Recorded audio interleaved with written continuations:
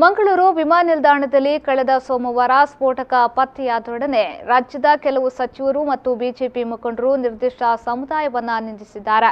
ಆರೋಪಿಯ ಪತ್ತೆಯಾದೊಡನೆ ಈ ನಾಯಕರು ತದ್ವಿರುದ್ಧ ಹೇಳಿಕೆ ನೀಡತೊಡಗಿದ್ದಾರೆ. ಮುಂದಿನ ದಿನಗಳಲ್ಲಿ ಯಾವುದೇ ಪ್ರಕರಣಕ್ಕೆ ಸಂಬಂಧಿಸಿ ನಿರ್ದಿಷ್ಟ ಸಮುದಾಯವನ್ನ ಗುರಿ ಮಾಡುವುದನ್ನು ಮುಂದುವರಿಸಿದ್ರೆ ಅಂತಹ ಸಚಿವರು ಬಿಜೆಪಿ ಮುಖಂಡರ ವಿರುದ್ಧ ದಕ್ಷಿಣ ಕನ್ನಡ ಜಿಲ್ಲಾ ಭೇಟಿಯ ಸಂದರ್ಭ ಕಪ್ಪು ಬಾವುಟ ಪ್ರದರ್ಶಿಸಲಾಗುವುದೆಂದು ದಕ್ಷಿಣ ಕನ್ನಡ ಜಿಲ್ಲಾ ಯುವ ಕಾಂಗ್ರೆಸ್ ಅಧ್ಯಕ್ಷ ಮಿಥುನ್ ರೈ ಎಚ್ಚರಿಸಿದ್ದಾರೆ.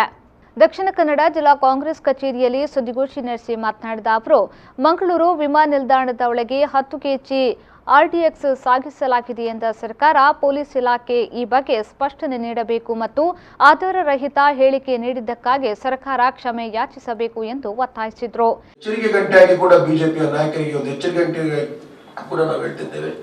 ಮಗದೊಮ್ಮೆ ಏನಾದರೂ ರಾಜಕೀಯಕ್ಕೋಸ್ಕರ ಒಂದು ಧರ್ಮವನ್ನು ಎತ್ತಿಡಿದು ನಿಂದನೆ ಮಾಡಿದರೆ, ಒಂದು ಧರ್ಮದ ವಿರುದ್ಧ ಮಾತನಾಡಿದರೆ ಇದನ್ನು ಕಾಂಗ್ರೆಸ್ ಪಕ್ಷ, ಯುವ ಕಾಂಗ್ರೆಸ್ ತೀವ್ರವಾಗಿ ಖಂಡಿಸುತ್ತದೆ. ಇಂತಹ ನಾಯಕರು ಮಂಗಳೂರು ಬಂದ ಸಂದರ್ಭದಲ್ಲಿ ಕಪ್ಪು ಬಾವುಟ ತೋರಿಸುವಂತ ಪ್ರದರ್ಶನ ಕೂಡ ನಾವು ಮಾಡ್ತೀವಿ ಎಂಬ ಮಾತನ್ನು ಹೇಳಿಕೆ ಬಯಸಿದ್ದೇವೆ. ಈ ಸ್ಫೋಟಕ ಪ್ರಕರಣಕ್ಕೆ ಸಂಬಂಧಿಸಿ ಬೇಜವಾಬ್ದಾರಿ ಹೇಳಿಕೆ ನೀಡುತ್ತಿರುವ ಬಿಜೆಪಿಗರ ವಿರುದ್ಧ ಬಿಜೆಪಿ ರಾಜ್ಯಾಧ್ಯಕ್ಷರು ಸೂಕ್ತ ಕ್ರಮ ಜರುಗಿಸಬೇಕು ಎಂದ ಮಿಥುನ್ ರೈ ಅವರು, ದಕ್ಷಿಣ ಕನ್ನಡ ಜಿಲ್ಲೆಯನ್ನ ಕೋಮು ಗಲಭೆ ಪೀಡಿತ ಪ್ರದೇಶವನ್ನಾಗಿಸಲು ಬಿಡುವುದಿಲ್ಲ. ಬಿಜೆಪಿಗರ ಈ ಷಡ್ಯಂತ್ರದ ವಿರುದ್ಧ ಯುವ ಕಾಂಗ್ರೆಸ್ ಹೋರಾಟ ಮಾಡಲಿದೆ ಎಂದು ಹೇಳಿದರು. ಬಹುಶಃ ಒಂದು ವೇಳೆ ಆರ್ಡಿಎಕ್ಸ್ 10 ಕೆಜಿ ಆರ್ಡಿಎಕ್ಸ್ ಸಿಕ್ಕಿದ್ರೆ ಆ 10 ಕೆಜಿ ಆರ್ಡಿಎಕ್ಸ್ ಎಲ್ಲಿಂದ ಬಂತು? ಆದಿತ್ಯ ರಾವ್ಗೆ 10 ಕೆಜಿ ಆರ್ಡಿಎಕ್ಸ್ ಕೊಟ್ಟವರು ಯಾರು? ಅವರ ಹಿಂದೆ ಇದರ ಹಿಂದೆ ಯಾರ ಕೈವಾಡ ಇದೆ? ಒಂದು ವೇಳೆ ಆರ್ಡಿಎಕ್ಸ್ ಇಲ್ಲದಿದ್ರೆ ಪೊಲೀಸ್ ಇಲಾಖೆ ಹಾಗೂ ಸರ್ಕಾರ ಯಾಕೆ ಅದು ಆರ್ಡಿಎಕ್ಸ್ ಇತ್ತು, ಯಾಕೆ ಅಲ್ಲಿ ಆರ್ಡಿಎಕ್ಸ್ ಇತ್ತು, ಯಾಕೆ ಇದು ಭಯೋತ್ಪಾದನೆಯ ಕೃತ್ಯ ಎಂಬುದರಾಗಿ ಬಿಂಬಿಸಿದರು?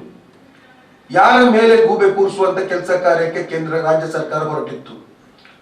ಯಾವ ಸಮುದಾಯವನ್ನು ಟಾರ್ಗೆಟ್ ಮಾಡಿ ಇವತ್ತು ರಾಜ್ಯ ಸರ್ಕಾರ ಹಾಗೂ ಪೊಲೀಸ್ ಇಲಾಖೆ ಇವತ್ತು ಈ ತರಹದ ಪತ್ರಿಕಾಗೋಷ್ಠಿಯನ್ನು ಕರೆದಿತ್ತು?